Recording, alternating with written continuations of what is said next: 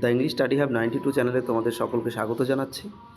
আজকে তোমাদের সামনে যেটা উপস্থাপিত করতে চলেছি সেটা হলো বাল্যবিবাহের একটা রচনা বলতে পারো, বা এটা প্রজেক্ট হিসাবে তোমরা করতে পারো। যদি কোনো স্কুলে এটা প্রজেক্ট হিসাবে দেয়, অবশ্যই এটা লেখা যাবে। তো দেখো, প্রথমে যেটা দেওয়া রয়েছে পয়েন্ট হিসাবে 1 নম্বর বাল্যবিবাহের ভূমিকা। তারপর সেকেন্ড যেটা বাল্যবিবাহের কারণ। তো বাল্যবিবাহের কারণ সম্পর্কে বলতে গিয়ে দারিদ্রতা বা সামাজিক পটভূমি, পাচার, মেয়েদের নিম্ন অর্থনৈতিক সম্ভাবনা, আরও কয়েকটি পয়েন্ট দেওয়া আছে।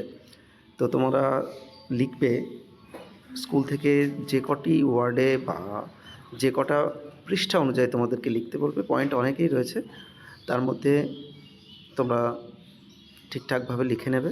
সে 3টে হোক 4টে হোক, পয়েন্ট তোমরা দিয়ে দেবে। তারপরের পয়েন্ট যেটা 3 নম্বরে যেটা দেওয়া রয়েছে, তোমরা সেটা দেখতে পাচ্ছ যে বাল্যবিবাহের প্রভাব। তো বাল্যবিবাহের প্রভাবে মেয়েদের যে ক্ষতি যেগুলো হয় সেগুলো সম্পর্কে নিচে খুব সুন্দরভাবে পয়েন্ট করে দেওয়া আছে। এ কটা কিন্তু সবকটাই লিখবে। তার পরবর্তী পয়েন্ট যেটা দেওয়া রয়েছে, দেখো, বাল্যবিবাহ বন্ধে প্রয়োজনীয় পদক্ষেপ নিতে হবে যেগুলো, সেইগুলো।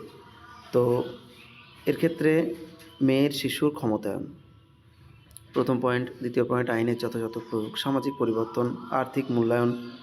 বাল্যবিবাহ বন্ধ করার জন্য আমাদের কমিউনিটি নেটওয়ার্ক এবং অংশীদারিত্ব গড়ে তুলতে হবে, এটাও একটা পয়েন্ট। তো তোমরা এগুলো লিখবে।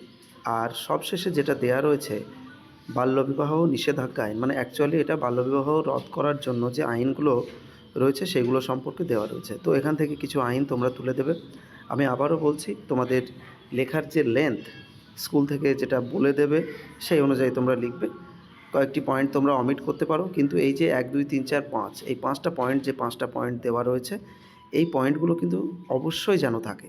তার মধ্যে যে সাব পয়েন্ট যেগুলো আছে সেগুলো তোমরা অমিট করে সেটাকে ছোট করতে পারো, কোনো অসুবিধা হবে না। আর যদি ভালো লেগে থাকে তাহলে অবশ্যই বন্ধু বান্ধবীদের সঙ্গে এটা শেয়ার করে নাও।